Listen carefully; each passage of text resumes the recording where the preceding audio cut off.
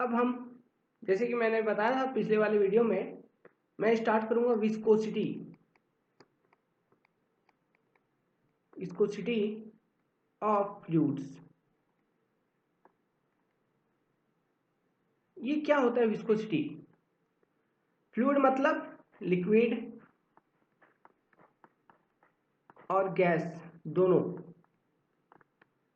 तो इनका विस्कोसिटी क्या होता है, ये विस्कोसिटी टर्म को समझने का कोशिश करिएगा। चलिए, सबसे बेस्ट उदाहरण है नदी। मैं एक नदी बना रहा हूं, देखिए ये हुआ ऐसे,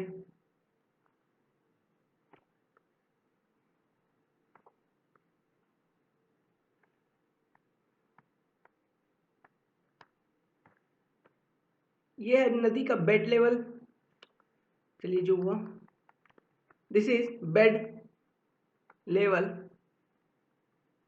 ऑफ रिवर। इसके नीचे सॉइल है, ठीक है, ये सब सॉइल है। अब थोड़ा सोचने का नजरिया चेंज करिए। ये देखिए, ये है डायरेक्शन ऑफ फ्लो। इस दिशा में बह रही है आपकी पानी, आपकी नदी बह रही है, डायरेक्शन ऑफ फ्लो। थोड़ा सा सोचने का नजरिया चेंज करिए। मान लो कि मैंने यहाँ एक लाइन डिमार्केट कर दिया, एक लाइन दे दिया, ऐसा है नहीं, सोचने के लिए। और ये जो थिकनेस ऑफ वाटर मिली रिवर की, ये हुआ 1 लेयर। इसी तरह से और एक लेयर बनाया, इसी तरह से और एक लेयर बनाया, यूं लेयर डिवाइड करते गया। ये first layer, second layer, third layer, fourth layer. Okay. अब मैं कहूंगा, एक बात कहूंगा, देखिएगा कि फ्लो जो हो रहा है, मैं ये कहूंगा कि फ्लो कुछ ऐसे हो रहा है कि एक लेयर के ऊपर, मतलब लेयर 1 के ऊपर सेकेंड लेयर स्लाइड कर रही है और मूवमेंट आगे हो रहा है, फ्लो आगे हो रहा है। कहने का मतलब ये है, देखिए मैं डायग्रामेटिकली समझाता हूं, देखिएगा। ये मान लीजिए लेयर 1 है, ठीक है, ये लेयर 1 है,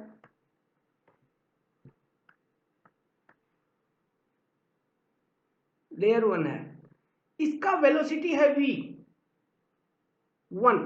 मान लो इसका वेलोसिटी है v1, या फिर कुछ कोई वेलोसिटी से फ्लो कर रही है, v1 वेलोसिटी से ये लेयर फ्लो कर रही है। तो इसके ऊपर जो लेयर फ्लो करेगी, तो मूवमेंट कैसे होगा? मूवमेंट कुछ यूं होगा फ्लूइड का कि आपको लगेगा कि दूसरी लेयर इसके ऊपर स्लाइड कर रही है और आगे बढ़ेगी। इस तरह से मूवमेंट होगा, फ्लो होगा, स्लाइड करते हुए, एकदम प्यार से, आराम से स्लाइड। उसी तरह से थर्ड लेयर आपको दिखेगा कि just sorry sorry for, okay,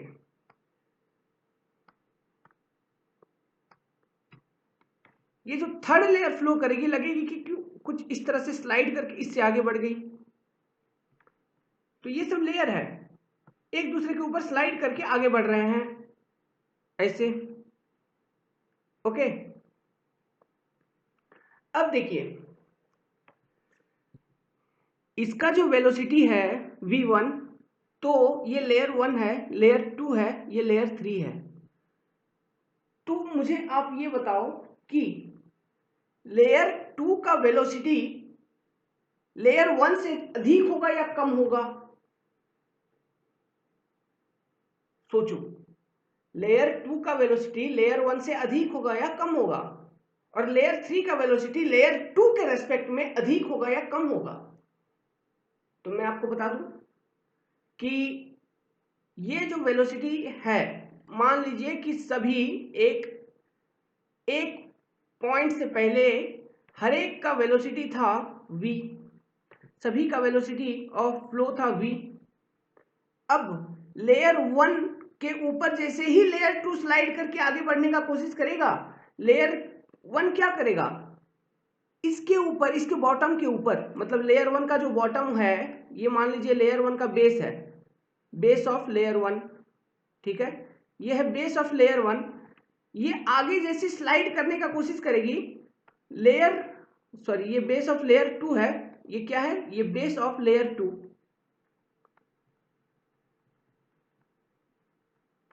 ये वाला लेयर 2 का बेस, ठीक है, ये वाला surface, lower surface, base surface of layer 2। तो लेयर 2 जैसे ही लेयर 1 पे स्लाइड करके आगे बढ़ने का कोशिश करेगी, लेयर 1 क्या करेगा, लेयर 1 इसको रोकने का कोशिश करेगा, अपोजिट डायरेक्शन में एक फोर्स लगाएगा, एक ड्रैग लगाएगा। क्यों, ये क्या है, यही फोर्स, ये ड्रैग क्या है, फ्रिक्शन है, फ्रिक्शन लगाएगा, जिसके कारण इसका वेलोसिटी कम हो जाएगा इसके रेस्पेक्ट में, इसके रेस्पेक्ट में, ओरिजिनल वेलोसिटी के रेस्पेक्ट में, जो ओरिजिनल वेलोसिटी ऑफ फ्लो था हर एक लेयर का, अब v2 जो होगी v से कम होगी, v2 will be less than v, समझ गए। तो ये जो ड्रैग फोर्स आया, ये जो फ्रिक्शन लगा रहा है at the base, at the lower surface of layer 2, layer 1 जो लगा रहा है और उसका वेलोसिटी कम करने का कोशिश कर रहा है, जिसके कारण पूरा फ्लो सिस्टम का रिलेटिव वेलोसिटी कम हो जाता है, ठीक है। तो यही जो प्रॉपर्टी है ना, इसी को हम कहते हैं विस्कोसिटी ऑफ फ्लूइड। मतलब कि अगर आप इसे लिखोगे, लिखिए, इसका मतलब क्या हो गया फिर, अगर दो एडजेसेंट टू रेजिस्टेंस है ना एक तरह का, ये फ्लूइड मोशन में जो रेजिस्टेंस आपको मिलता है वो रेजिस्टेंस होता है विस्कोसिटी। फ्लूइड फ्लो सिस्टम में अगर कोई रेजिस्टेंस है तो वो रेजिस्टेंस है विस्कोसिटी। तो लिखिए, to adjacent layer of the fluid resist the motion of, बोला मैंने, वेलोसिटी एक दूसरे का कम करने का कोशिश करेगा। अगर एक दूसरे का वेलोसिटी को कम करने का कोशिश करेगा, मतलब एक तरह का रेजिस्टेंस है, एक तरह का फ्रिक्शन डेवलप हो रहा है, फ्रिक्शन फोर्स लगाएगा, दोनों लगाएगा, दोनों लगाएगा। देखिए दोनों लगाएगा कैसे, अगर ये लेयर नंबर 1 लेयर 2 के बेस पे एक फ्रिक्शन लगाएगा तो इक्विलिब्रियम न्यूटन्स लॉ क्या कहता है, ये भी इसको आगे लेके जाने का कोशिश करेगा। तो ये भी एक अपोजिट डायरेक्शन में फ्रिक्शन लगाएगा on the top of layer 1, लगाएगा कि नहीं लगाएगा, लगाएगा। तो इक्विलिब्रियम लगाएगा, मतलब दोनों एक दूसरे के ऊपर रेजिस्टेंस लगा रहे हैं, और यही प्रॉपर्टी के कारण फ्लो फिजिबल होती है, फ्लो भी होती है, एक दूसरे के साथ बंधे हुए रहते हैं, ठीक है, कनेक्टेड रहते हैं, जिस कारण से फ्लो होता है। और आपको लगता है कि जो फ्लो हो रहा है वो कंटिन्यूम हो रहा है, मतलब एक मास, कंप्लीट मास फ्लो कर रहा है, आपको लेयर नहीं दिखता है वहां एक्चुअल फ्लो सिस्टम में, ठीक है। एक लगता है एक सॉलिड मास पूरा फ्लो करते हुए आ रहा है, ये लग रहा है ना, ये तो मैंने अभी लेयर बना दिया, लेकिन इससे पहले जब बनाया था लग रहा है एक सॉलिड मास पूरा फ्लो करते हुए आगे निकल रही है, ठीक है। यही कारण है, ये विस्कोसिटी का कारण है, जिसके कारण हर एक एडजेसेंट लेयर पर एक इक्विलिब्रियम फोर्स एक्ट करते रहती है, जो कि रेजिस्टेंस है, जिसके कारण ये जो फ्लो सिस्टम है हमको एक सॉलिड, पूरा एक सॉलिड स्ट्रक्चर नजर आता है। तो देखिए क्या क्या क्या लिख रहे थे, two adjacent layer of the fluid resist the motion of each other, हर एक दूसरे का, ईच अदर, सच, ये फंडामेंटल प्रॉपर्टी जो है, ये एक फंडामेंटल प्रॉपर्टी है, इसी को हम विस्कोसिटी कहते हैं।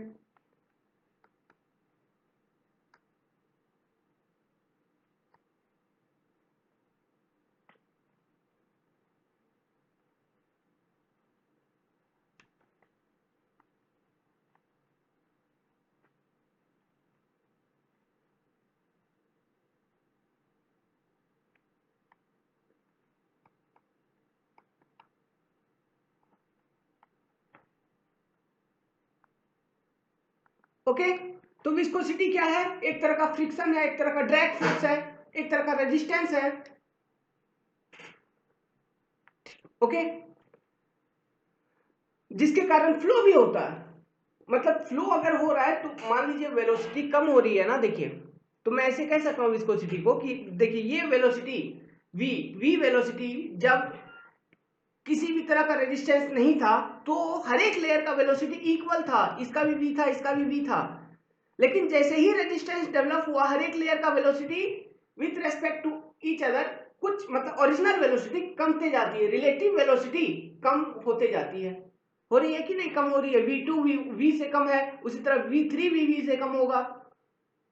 ये अलग बात है कि v3 का वेलोसिटी v2 से थोड़ा अधिक होता है, वो देखेंगे, वो एक कंडीशन आएगा नो स्लिप कंडीशन, उसे हम देखेंगे। लेकिन अभी पहले विस्कोसिटी समझने का कोशिश करिए। विस्कोसिटी के कारण ही नो स्लिप कंडीशन हो जाती है, वो कैसी होती है वो देखेंगे। तो विस्कोसिटी क्या हुआ? Resistance against deformation. ये देखिए यही तो है डिफॉर्मेशन। ये एक एंगल यहाँ पे एक आपको लग रहा है कि एक चेंज हो गया, एक मोशन में एक मोशन बढ़ गया आगे, तो डिफॉर्म कर गया इस लेवल से यहां पहुंच गई, इतना का डिफॉर्मेशन हुआ डेल्टा। फिर इस लेवल से यहां पहुंच गई, इतना का डिफॉर्मेशन हुआ डेल्टा। तो फ्लो हम समझ सकते हैं कि इट इज अ डिफॉर्मेशन। तो resistance to deformation is viscosity, मतलब resistance to flow is viscosity. तो मैं टेक्निकली लिखूंगा कि resistance to deformation is viscosity. तो लिखिए, क्या लिखेंगे? रेजिस्टेंस, इट इज द, ऐसे लिखिए, it is the measure of resistance of fluid to flow. और फ्लो को क्या कहेंगे? डिफॉर्मेशन कहेंगे। डिफॉर्मेशन, फ्लो को ही डिफॉर्मेशन कहा जाता है फ्लूइड मैकेनिक्स के अंदर। सो इसका रीजन क्या था, ये क्यों हो रहा था? Due to internal friction force और ड्रैग फोर्स डेवलप्ड, उसी के कारण हो रहा था। मैंने बताया कि एक तरह का फ्रिक्शन ही लगाता है और कुछ नहीं है वो विस्कोसिटी। तो लिखिए कि it is due to internal friction forces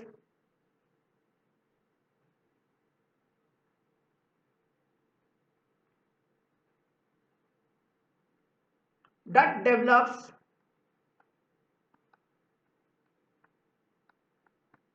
between different layers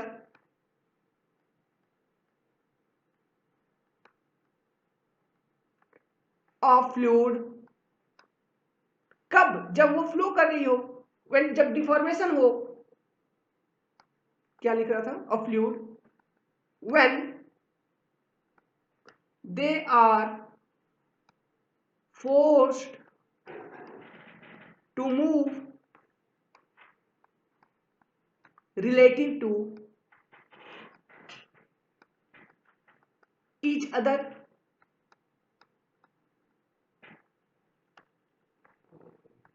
okay, अब देखिए, अब मैंने इतना सारा चीज लिख दिया, इतने सारे बातें मैंने बताए, तो आपके मन में एक सवाल आ रहा होगा। अगर नहीं आ रहा है तो मैं ही सवाल कर देता हूं। सवाल ये है, आप लोग मुझे ये बताओ कि सॉरी, ये जो इंटरनल फ्रिक्शन है ये किस कारण से हो गया? देखिए फ्लूइड जो है आपका, समझिए समझिए, ये बेसिक है।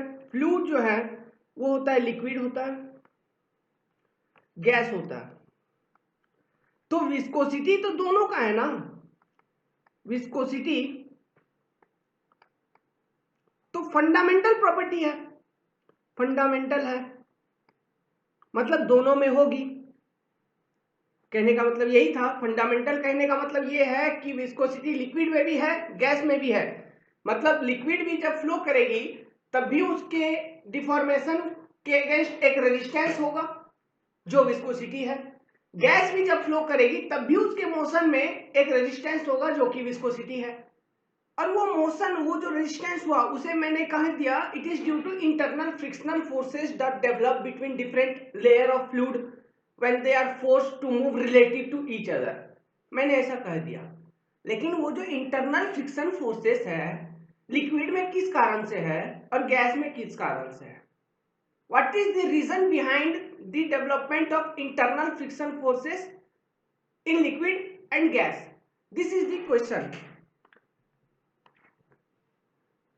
चलिए इसका आंसर पता लगाते हैं। देखो मैंने बताया था कुछ, जब सॉइल मैकेनिक्स का बेसिक्स हम कवर कर रहे थे उस समय बताया था, एक नाम बताया था एक चीज का। ये मान लो एक पानी का मॉलिक्यूल है, वाटर मॉलिक्यूल है, ये एक वाटर मॉलिक्यूल है, ये एक वाटर मॉलिक्यूल है, ये एक वाटर मॉलिक्यूल है, ऐसा ऐसा सब है, वाटर मॉलिक्यूल है। ये मैं ऐसे बना रहा हूं ताकि आपको समझ में आए, एक कॉन्सेप्ट है उससे समझते हैं। देखिए ये जो वाटर मॉलिक्यूल है ये दोनों भाई हैं, ये भाई है, ये सारे एक दूसरे के भाई हैं। अब इनमें बहुत प्यार है, ठीक है, ऐसे समझिए। तो क्या होता है कि एक दूसरे को ये छोड़ना नहीं चाहते हैं, तो ये इसको पकड़े रखता है, ये इसको पकड़े रखता है, ये इसको पकड़े रखता है, ये इसको पकड़े रखता है, ये इसको पकड़े रखता है, फिर ये इसको पकड़े रखता है, कुछ इस तरह से सभी एक दूसरे को पकड़ के रखते हैं, ठीक है। एक दूसरे को छोड़ते नहीं है, बहुत प्यार है, बहुत मेल है, हर एक में बहुत मेल है, एक दूसरे को नहीं छोड़ते हैं, पकड़े रखते हैं। ये भी हर एक कोई एक दूसरे को छोड़ना नहीं चाहता, सब एक दूसरे को पसंद करते हैं। तो एक तरह का हर एक मॉलिक्यूल में एक तरह का अट्रैक्टिव फोर्स जनरेट हो रहा है क्या? देखिए अट्रैक्टिव फोर्स लग रहा है क्या? तो ये जो अट्रैक्टिव फोर्स है, ये देखिए, ये water molecule same type of molecule है ना, मतलब सभी तो पानी है, सभी वाटर मॉलिक्यूल है ना, मतलब होमोजेनस है क्या? होमोजेनस सिस्टम है। तो अट्रैक्टिव फोर्स है और होमोजेनस सिस्टम में है, तो इसका नाम क्या था? कोहेजन। आइडिया लगा? तो कोहेजन है, कोहेजन के कारण ही विस्कोसिटी है लिक्विड के अंदर। देखिए कि विस्कोसिटी इन लिक्विड, ये बेसिक कॉज है, basic from basic level. Viscosity क्यों हुआ? वो जो इंटरनल फ्रिक्शन फोर्सेस डेवलप होता है वो किसके कारण होता है? Due to cohesion. क्योंकि बताता हूं, फिर बताता हूं। देखिए बेसिक, पहले ये लिख लीजिए, basic cause of viscosity in liquid is क्या? कोहेजन। कम से कम 20 से 15 बार पूछा है ईएससी के अंदर और 2 से 3 बार गेट के अंदर, ठीक है। समझ लीजिए इसका वेटेज क्या है ये स्टेटमेंट का, इसीलिए मैंने इतना प्यार से समझाया। तो देखो कोहेजन, कोहेजन का मतलब ये तो फंडामेंटल क्लियर है ना कि attractive force between homogeneous type of molecule. अब देखो फिर वो वही लेयर बनाता हूं मैं जो इस वीडियो की स्टार्टिंग में बनाया था। ये देखिए ये लेयर जो है, ये मान लो एक भाई है, इसके ऊपर जो लेयर फ्लो करेगा ये दूसरा भाई है, इसके ऊपर जो फ्लो करेगा ये तीसरा भाई है। अब क्या होगा ना कि तुमको लग रहा है कि अरे क्या हुआ, हाँ ये जो फर्स्ट भाई है, ये फर्स्ट ब्रदर, ये सेकेंड ब्रदर, ये थर्ड ब्रदर, ये जो सेकेंड है ये फर्स्ट से दूर जाने का कोशिश कर रहा है, इतना दूर जाने का कोशिश कर रहा है। ये जो थर्ड है सेकेंड से इतना दूर जाने का कोशिश कर रहा है। तो मैंने बोला कोहेजन है, कोहेजन है, तो कोहेजन एक अट्रैक्टिव फोर्स है जो दूर जाने नहीं देगा, वो एक दूसरे को बांध के रखेगा, बाउंड करके रखेगा। तो आप समझ लीजिए अगर ये डिफॉर्म करने की कोशिश करेगी तो लेयर 1 इसके बेस पर एक अपोजिट डायरेक्शन में फोर्स लगाएगा, कोहेजन लगाएगा। ड्यू टू कोहेजन के कारण विस्कोसिटी डेवलप होगी, मतलब रेजिस्टेंस डेवलप होगी इन टर्म्स ऑफ फ्रिक्शन और ड्रैग। यही है basic concept of viscosity. Idea लग गया? विस्कोसिटी क्या है, क्यों होता है? लिक्विड के अंदर, लिक्विड है ये लिक्विड है, लिक्विड के अंदर विस्कोसिटी होता है। बेसिक काउज ऑफ, इसको बड़ा लिख देता हूं, basic cause of viscosity in liquid. ये फ्लूइड नहीं है, ये लिक्विड है। गैस का विस्कोसिटी का रीजन अलग है, इसलिए मैं लिक्विड लिख रहा हूं बार बार। Is due to cohesion. Okay, अब देखिए viscosity in gas, viscosity in gas, gas के अंदर विस्कोसिटी क्यों है, इसको अगर समझना है तो आपको अपने बचपन में जाना होगा, जब आपने एक वेलोसिटी पढ़ा था, एक तरह का मोशन पढ़ा था, रैंडमनेस।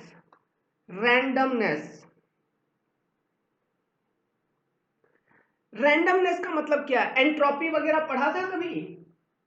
चलिए उसी को समझाता हूं। देखिए ये एक सिस्टम है, कोई एक सिस्टम है, गैसियस सिस्टम है, ये गैस है, इसके अंदर गैसियस सिस्टम है, गैसियस सिस्टम। अब मान लीजिए गैस का मॉलिक्यूल्स तो आपको दिखेंगे नहीं, मान लो मैं मॉलिक्यूल बना दिया गैस का पार्टिकल बना दिया, ये रहा गैस का पार्टिकल्स, ठीक है समझने के लिए। नहीं तो ऐसे समझो, हाँ चलो ऐसे समझो कि एक आपने हंडी ले लिया, एक कंटेनर ले लिया, कंटेनर, उसको हंडा या फिर हंडा बोला जाता है नॉर्थ में। मान लीजिए आपने एक कंटेनर ले लिया, उसमें बॉल्स रख दिए, प्लास्टिक वाले छोटे छोटे छोटे छोटे न्यूमरस बॉल रख दिए, बहुत सारे रख दिए। अब देखो, अब तुम इस कंटेनर को, अब ये बॉल ऐसे है ना, ये बॉल मान लीजिए फ्लो करेंगे एक दूसरे से, मतलब एक दूसरे से नहीं, मतलब अपने अपने डायरेक्शन में फ्लो कर रहे हैं, अपने अपने दिशा में ये लोग फ्लो कर रहे हैं।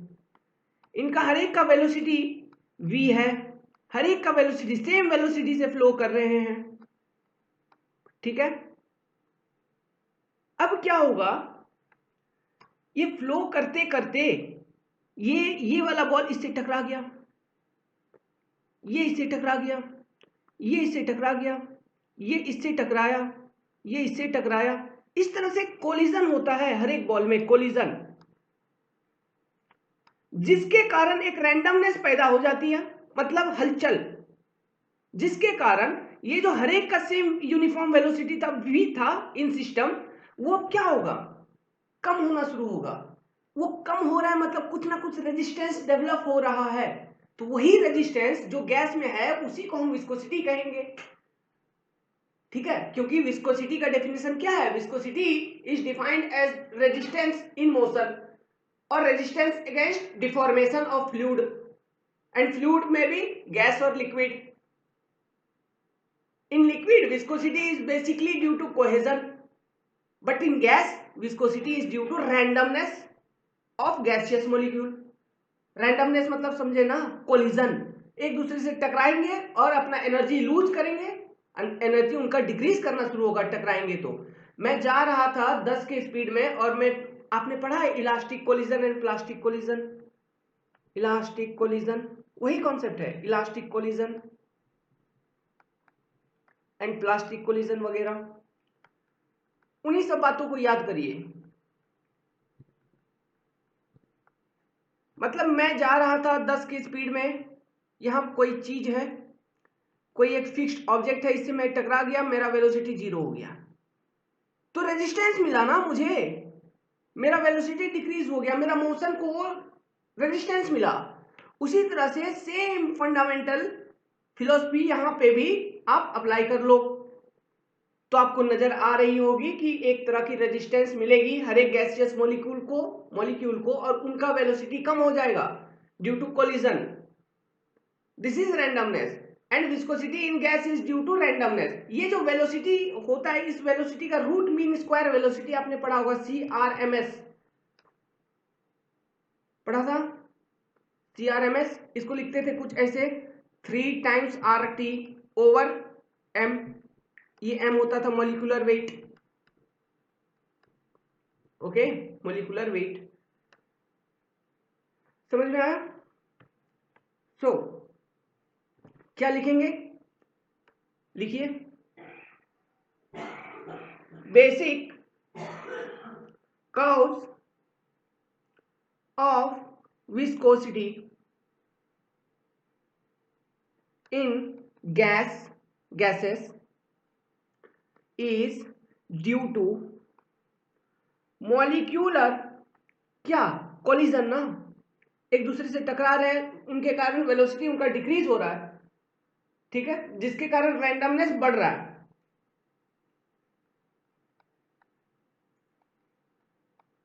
और रैंडमनेस हलचल,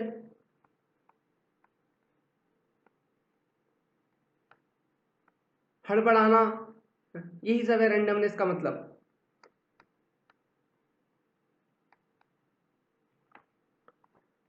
सो अब लग रहा है कि विस्कोसिटी का मतलब समझ में आ रहा हो, फिर भी कोई मन में संकोच आए तो कमेंट के नीचे लिख दीजिएगा। तो देखिए, ये था विस्कोसिटी, रेजिस्टेंस अगेंस्ट डिफॉर्मेशन, ये फ्लूइड का फंडामेंटल प्रॉपर्टी था। तो फ्लूइड होती है लिक्विड और गैस। लिक्विड में विस्कोसिटी का कारण कोहेजन था, गैस में विस्कोसिटी का कारण रैंडमनेस था या फिर मॉलिक्यूलर कोलिजन है। ओके, चलिए इतना बात साफ हो गई।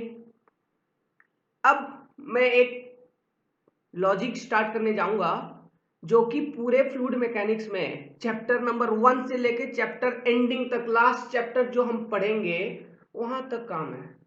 तो ये लॉजिक नहीं समझ पाए तो फ्लूइड गया, बड़ा बड़ा लिखूंगा इसे, रेड में लिखिए, no slip condition, no slip condition.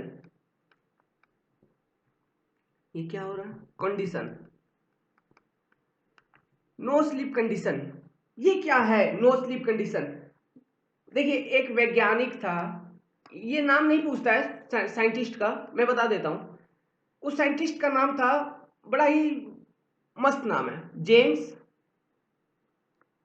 ठीक है, इसे याद रखना है सिर्फ। एक क्रिकेटर का नाम है फिर क्लार्क मैक्सवेल, डायनामिक नाम है पूरा, जेम्स क्लार्क मैक्सवेल। ये जो वैज्ञानिक थे, इन्होंने एक कंडीशन बताया और उसका नाम दिया नो स्लीप कंडीशन। और उस कंडीशन के अंदर क्या है, चलिए उसे देखते हैं। क्या कंडीशन इन्होंने बताया नो स्लीप कंडीशन, देखो पहले समझिए फिर देखेंगे नो स्लीप कंडीशन है क्या। मान लीजिए कि ये मैं रेक्टेंगुलर कोऑर्डिनेट एक्सेस बना रहा हूं, यहां से इंपॉर्टेंट बेसिक समझ में आएगा, वेलोसिटी प्रोफाइल का बात मैं अभी करूंगा, ठीक है। ये मान लो नदी, आपकी नदी है, रिवर फ्लो है या फिर किसी भी तरह का फ्लो सिस्टम है, बह फ्लो हो रही है, बह रही है, ओके, लेयर वाइज फ्लो हो रही है, इसलिए मैंने लेयर वाइज दिखाया हुआ है आपको, देखिए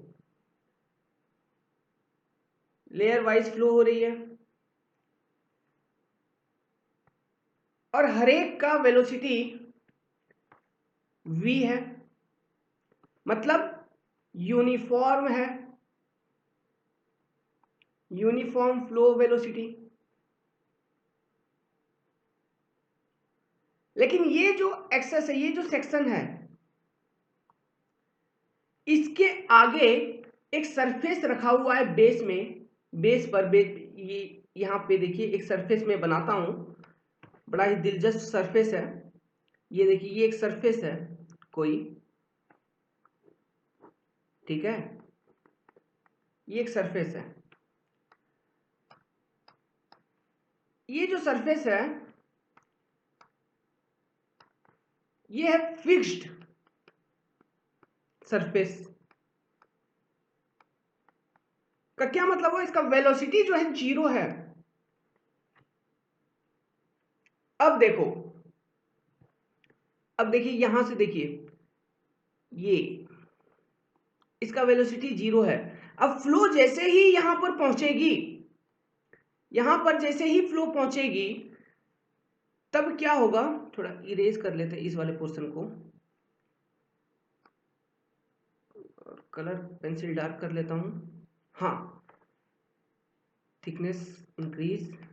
अब देखिए, ये जो वाटर मॉलिक्यूल है इसका वेलोसिटी v था, यहां तक v था। अब जैसे ही ये इस सरफेस के कांटेक्ट में आएगी, ये सरफेस का तो वेलोसिटी v इक्वल टू 0 है। अब ये क्या करेगा, ये वाला वाटर मॉलिक्यूल का वेलोसिटी जो v था उसे 0 कर देगा विथ रिस्पेक्ट टू इट। मतलब ये फिक्स्ड सरफेस के रिलेटिव वेलोसिटी 0 हो जाएगा इस वाले का। जस्ट वो पानी जो इसके सरफेस के कांटेक्ट में आएगी उसका वेलोसिटी 0। अब देखिए, अगर ये सरफेस इस वाले लेयर का, ये लेयर वाइज कर लीजिए, यहाँ पे मैं लेयर वाइज दिखा रहा हूँ। देखिए ये लेयर कर लीजिए, कुछ ऐसे लेयर वाइज बना लीजिए तब अच्छा समझ में आएगा। ये layer 1, layer 2, layer 3, layer 4, layer 5। तो लेयर 1 का जो बेस पे जो वाटर मॉलिक्यूल होगा उसका वेलोसिटी तो पूरा 0 हो जाएगा with respect to fixed surface. मतलब ये जो फिक्स सरफेस है इस पानी को अपने सरफेस से स्लिप करने नहीं देगा, अपने सरफेस से आगे बढ़ने नहीं देगा। बोलेगा मेरा वेलोसिटी 0 है, तुम्हारा भी 0 कर दूंगा, ठीक है, मतलब रुक जाओ, आगे मत जाओ। अब देखिए, चूंकि ये यहाँ पे थोड़ा मैं डिटेल में दिखा रहा हूं, ये मान लीजिए जो वो लोअर बेस वाला मॉलिक्यूल था जिसका वेलोसिटी 0 हो गया। अब इसके आगे, इसके ऊपर जो वाटर मॉलिक्यूल है वो क्या करेगा, उसका वेलोसिटी v था, उसका भी यूनिफॉर्म वेलोसिटी है ना v, इसका v 0 हो गया, उसका v था। अब ये कोहेजन के कारण, देखिए ध्यान दीजिए कोहेजन, कोहेजन के कारण इसमें एट्रैक्टिव फोर्स है इन दोनों मॉलिक्यूल के बीच में, तो ये v वेलोसिटी से फ्लो करने का कोशिश करेगा सेकेंड वाला, लेकिन ड्यू टू कोहेजन ये क्या करेगा, उससे अट्रैक्ट करेगी, जिस एज ए रिजल्ट एक अपोजिट डायरेक्शन में फोर्स लगेगा, ड्रैग लगेगा, फ्रिक्शन लगेगा, जिसके कारण ये जो वाटर मॉलिक्यूल है उसका वेलोसिटी, उसका relative velocity with respect to this और ओरिजिनल थोड़ा कम हो जाएगा। सिमिलरली इसके ऊपर जो होगी वो इससे आगे निकलने का कोशिश करेगी, v velocity with v velocity v, लेकिन ड्यू टू कोहेजन एक ड्रैग फिर लगेगा इसके बेस पर, ओके। और दोनों लग रहा है, दोनों लग रहा है, मतलब ये अगर ऊपर लगा रहा है तो ऊपर वाला भी इसके ऊपर लगा रहा है कि नहीं चलो तुम मेरे साथ, तो एक इक्विलिब्रियम मेंटेन हो रही है जिसके कारण एक फ्लो डेवलपमेंट होती है, फ्लो का वेलोसिटी प्रोफाइल बन जाती है, समझ रहे हैं। तो ये कुछ ऐसे बनेगी क्या, इसका तो बिल्कुल 0, यहां पर वेलोसिटी मान लीजिए इतना आ गया। अब इस वाले लेयर का वेलोसिटी इससे थोड़ा अधिक होगा, फिर इस वाले लेयर का वेलोसिटी इससे थोड़ा अधिक होगा, फिर इस वाले लेयर का वेलोसिटी इससे थोड़ा अधिक होगा। कुछ समय बाद एक समय ऐसा आएगा कि ये जो विस्कोसिटी का इफेक्ट है ना, जो रेजिस्टेंस है वो खत्म हो जाएगी और फ्लो वेलोसिटी बराबर हो जाएगी, मतलब अब वो इफेक्ट ही नहीं रहा और फ्लो वेलोसिटी बराबर हो जाएगी आपके यूनिफॉर्म स्ट्रीम वेलोसिटी या फिर यूनिफॉर्म फ्लो वेलोसिटी जो ओरिजिनल था, ये पहुंच गया मान लीजिए v, ओके। कुछ समय बाद होगा वैसा कि इफेक्ट खत्म हो जाएगा आपका इसका विस्कोसिटी का। तो इसको एक कनेक्ट कर दीजिए कुछ यूं, ठीक है, कुछ यूं आप इसे लाइन बनाइए, तो ये कर्व मिला क्या, ये कर्व है। अब ये कर्व बहुत टाइप का होता है, पैराबोलिक होता है, लीनियर भी हो सकता है, लोगैरिथमिक हो सकता है,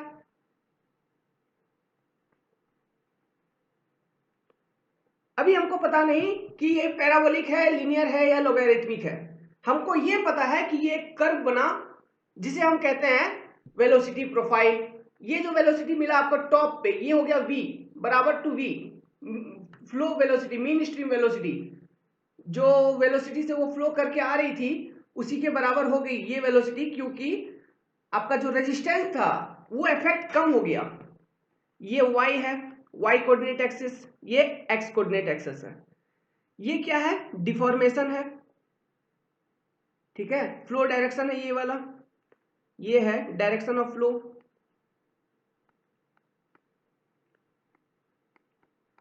ये फिक्स्ड सरफेस है, ये फिक्स्ड सरफेस के कारण ही ये फ्लो वेलोसिटी आपका नहीं वेलोसिटी प्रोफाइल डेवलप हो गया। तो इसका जो नाम, ये जो डायग्राम हमने बनाया इसका नाम है वेलोसिटी प्रोफाइल, ठीक है। इसका नाम है वेलोसिटी प्रोफाइल। अब देखो, तो देखिए ये जो डायरेक्शन है एक्स डायरेक्शन है, फ्लो डायरेक्शन। और फ्लो डायरेक्शन के परपेंडिकुलर में जो डायरेक्शन है वो कौन सा डायरेक्शन है? ट्रांसवर्स डायरेक्शन, ठीक है। Transverse direction. और जो आपका वेलोसिटी में रिडक्शन होता है वो अलोंग किधर होता है? y एक्सिस के अलोंग होता है, y के अलोंग हो रहा है ना। Okay, velocity is reducing along transverse direction as comparison to its mean velocity और स्ट्रीम वेलोसिटी। जो ये v है, ये है mean velocity, uniform flow velocity. लेकिन कुछ समय बाद उसका जो वेलोसिटी होगा वो v हो जाएगी कुछ at some distance y as the resistance, effect of resistance is reduced, बहुत कम हो जाएगा। ओके, सो ये बन गया आपका फ्लो प्रोफाइल।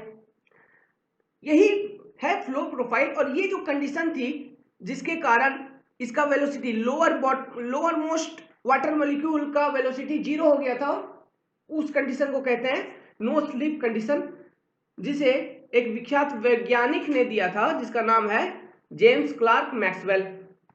तो लिखिए नो स्लिप कंडीशन क्या कहता है?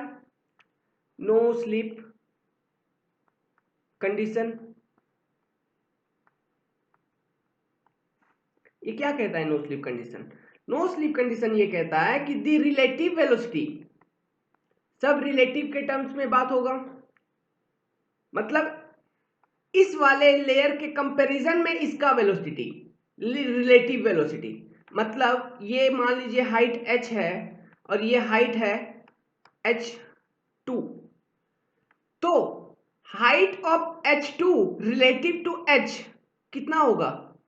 h2 minus h dash. समझ गए? यही है रिलेटिविटी का कॉन्सेप्ट, रिलेटिव वेलोसिटी का कॉन्सेप्ट। तो लिखिए कि द रिलेटिव, क्या लिख रहे थे? The relative velocity of layer contacting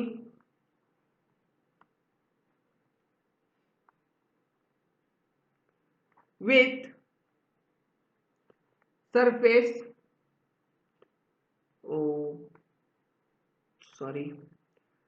with fixed surface, लिखिए surface goes to 0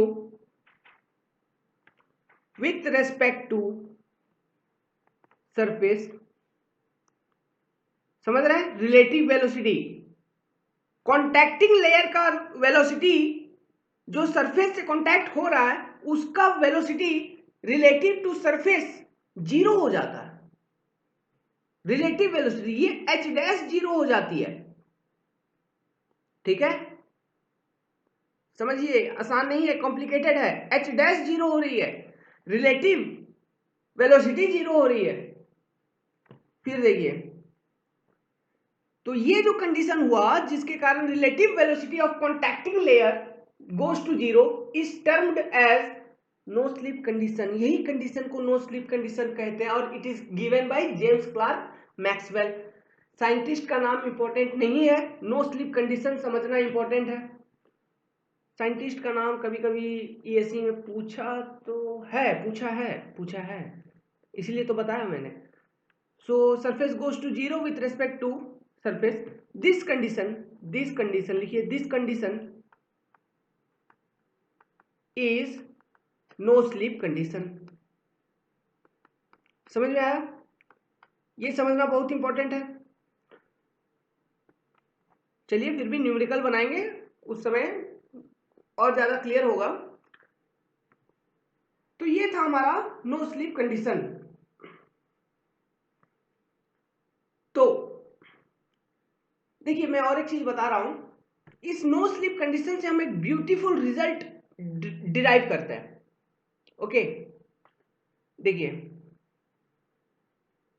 यहां देखिए, ये y कोऑर्डिनेट एक्सेस है और ये x कोऑर्डिनेट एक्सेस है।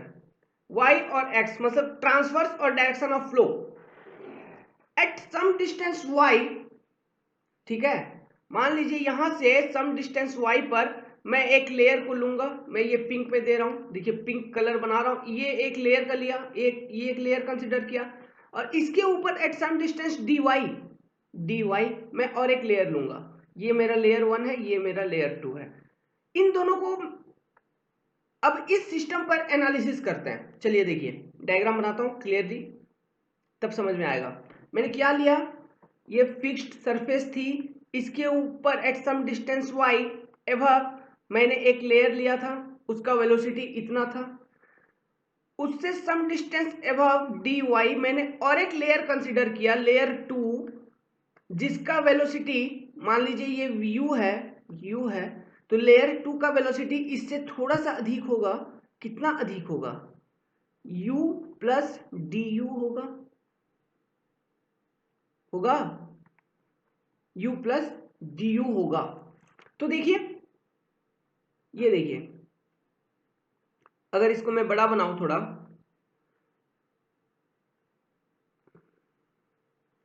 ये है dy,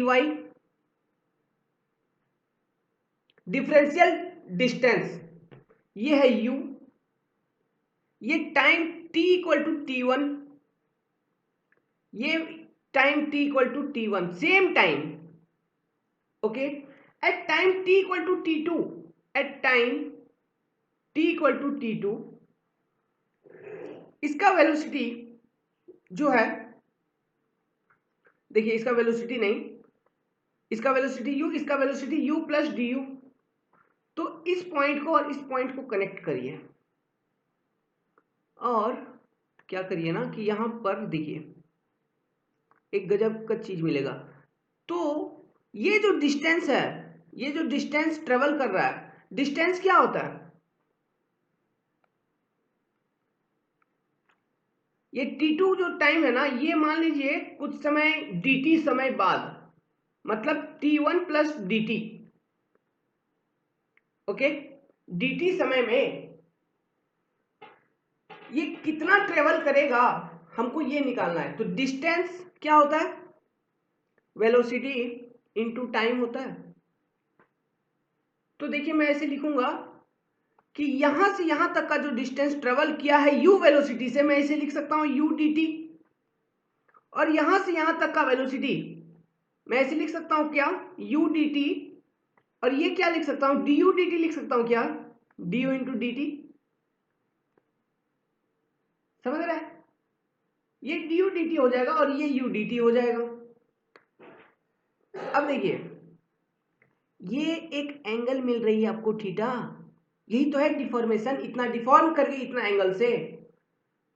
ओके, इतना एंगल से डिफॉर्म कर गई, तो इसका टेन थीटा निकालिए, टेन थीटा स्लोप निकालिए। टेन थीटा, क्योंकि थीटा बहुत कम है तो मैं क्या एज्यूम कर सकता हूं, since theta is very less, tan theta approximately equals to theta. ये सब कॉन्सेप्ट है। आप जहां भी टेन थीटा लोगे बहुत मिनिमल एंगल होगा, तो आप ऐसे लिख सकते हो कि चूंकि टेन थीटा बहुत कम है, थीटा बहुत कम है, इसलिए टेन थीटा लगभग लगभग बराबर थीटा ओनली।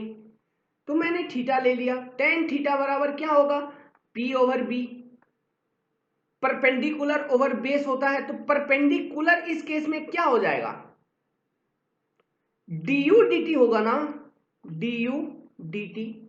बेस क्या होगा? बेस होगा डी वाई, हो जाएगा।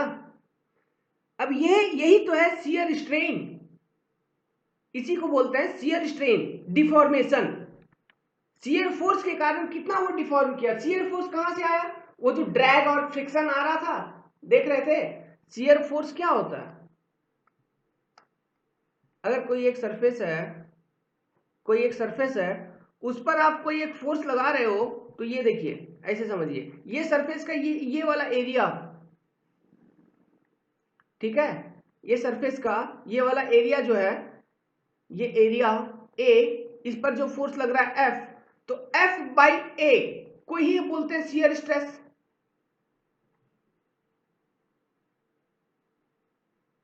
और शियर स्ट्रेस के कारण जो डिफॉर्मेशन होगी, मान लीजिए ये ब्लॉक कुछ ऐसे हो गई, अब ऐसे एंगल उसका चेंज हो गया, ये टेढ़ी हो गई, तो ये जो डिफॉर्मेशन हुई, थीटा हुई ये ब्लॉक में, अब फोर्स इधर लग रहा है तो ये ऐसे हो जाएगा, ये ब्लॉक ऐसे हो गया, तो ये जो डिफॉर्मेशन हुई थीटा, यही तो है शियर स्ट्रेन। तो यहां भी कुछ वैसे ही नजर आ रहा है क्या, उसी टाइप का कि डिफॉर्मेशन हुआ ये थीटा, तो यही तो होगा शियर स्ट्रेन। तो शियर स्ट्रेन क्या आ गया, इसमें क्लियर कर देता हूं इस पेज को।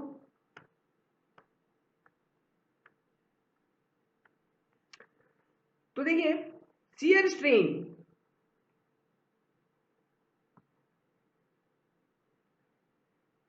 मतलब टेन थीटा बहुत कम है, तो टेन थीटा बराबर डी थीटा बराबर d u d t over D y बराबर शियर स्ट्रेन।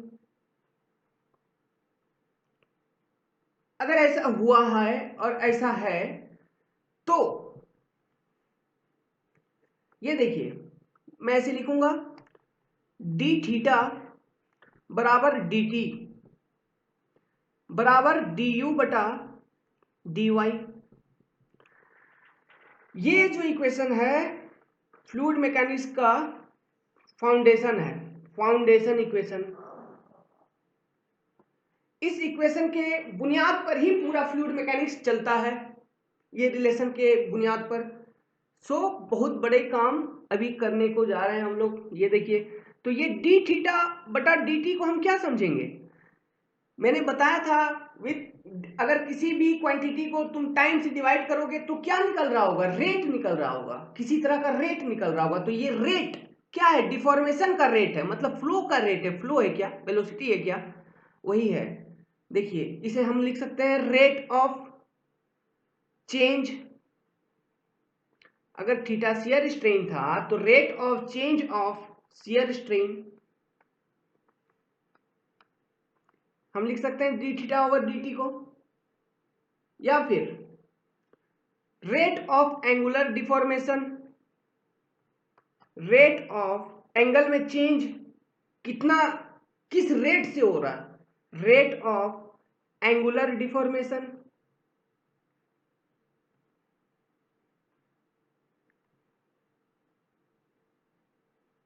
या फिर कुछ भी कहिए, देखिए नाम से बता रहा हूं, कंफ्यूज नहीं होना इसलिए लिख रहा हूं, रेट ऑफ शियर डिफॉर्मेशन।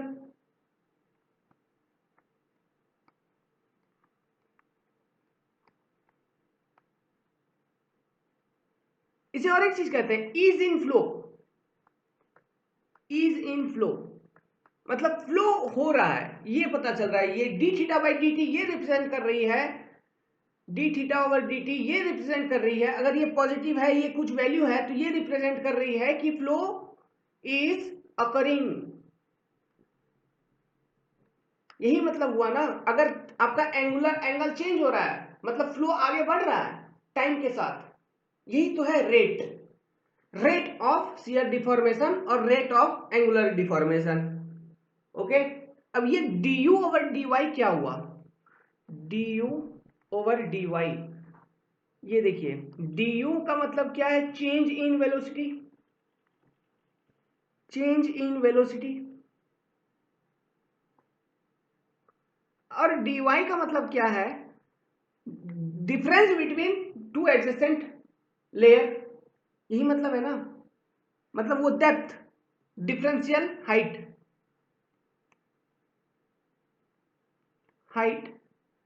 यही है। तो du/dy को हम कहते हैं वेलोसिटी ग्रेडियंट। इसका जो नाम है ये है वेलोसिटी ग्रेडियंट। ओके, अब मैंने आपको बताया था कि इन fluid the shear stress is directly proportional to rate of deformation, rate of deformation।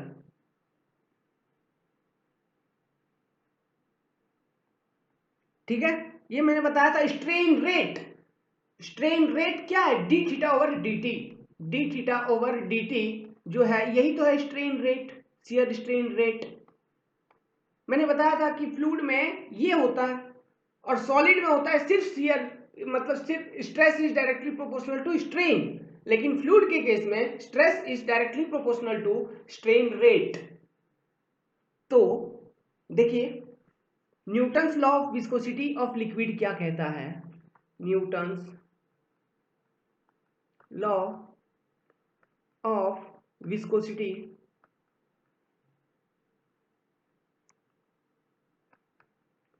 Of liquid ये कहता है कि शियर स्ट्रेस,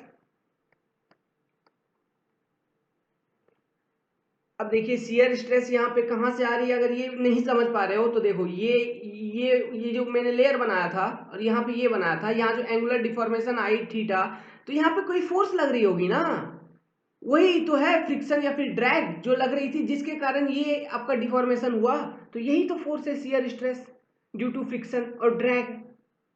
ओके, तो shear stress is directly proportional to restrain rate, मतलब डी थीटा बटा डी टी। तो shear stress को हम लिखते हैं tau, directly proportional to d theta over d t, means tau directly proportional to velocity gradient also d over D y. अब proportionality है तो इसको हटाने के लिए हम एक कांस्टेंट को लगाएंगे, तो यहां पे जो कांस्टेंट आती है वो आ जाती है viscosity, dynamic viscosity of fluid, tau बराबर mu into D you over D Y. Father मतलब पेरेंटल इक्वेशन है ये, इस इक्वेशन के बुनियाद पर हम लोग पूरा लेमिनार फ्लो पढ़ लेंगे। Okay, very important equation, tau equal to mu times d you over D y. Okay, we derive this equation, और ये म्यू क्या है? डायनामिक विस्कोसिटी,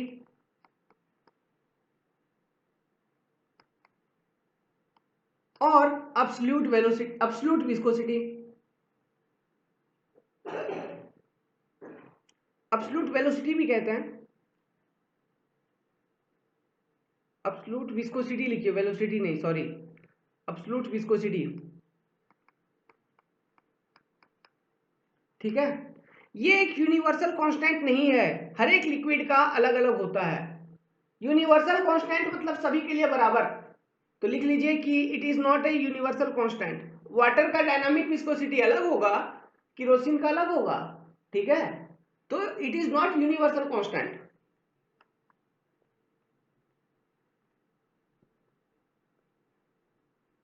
इसका यूनिट क्या होगा?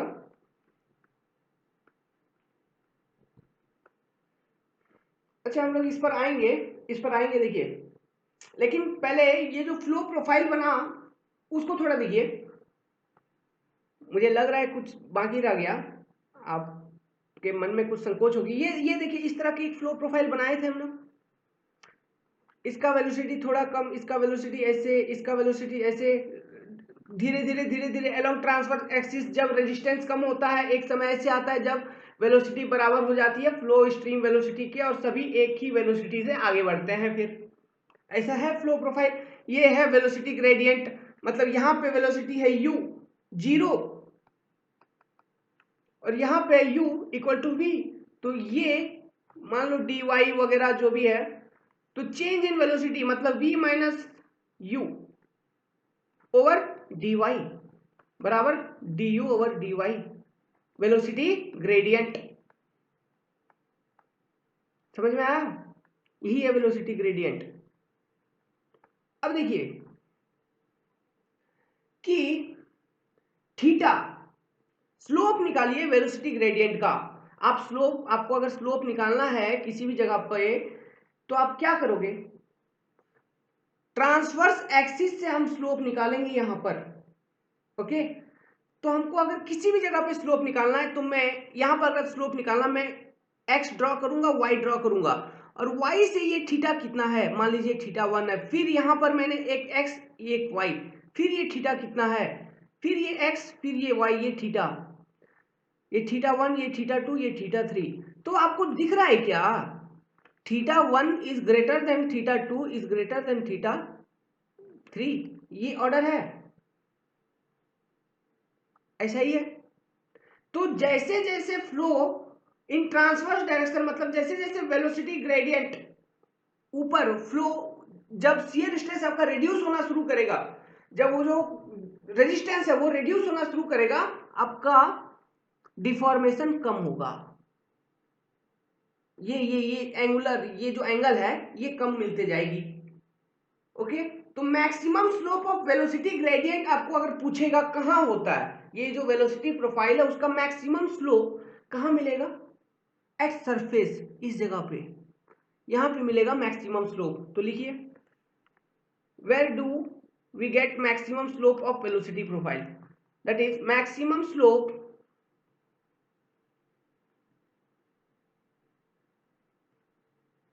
वेलोसिटी प्रोफाइल या फिर velocity grade is at surface itself.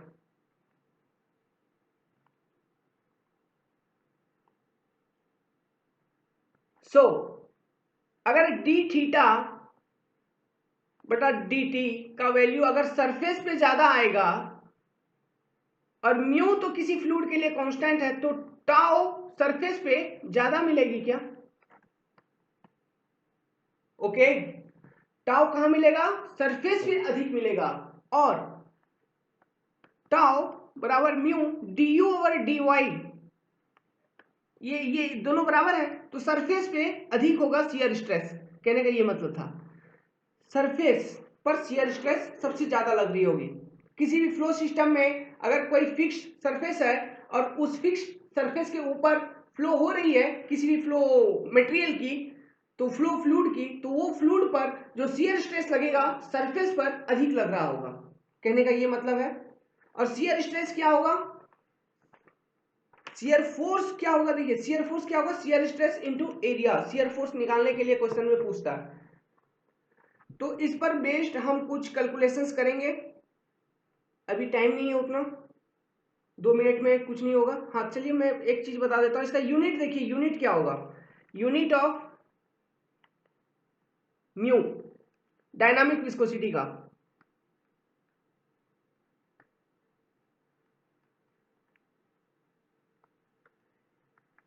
Tau बराबर mu d you over D y होता है।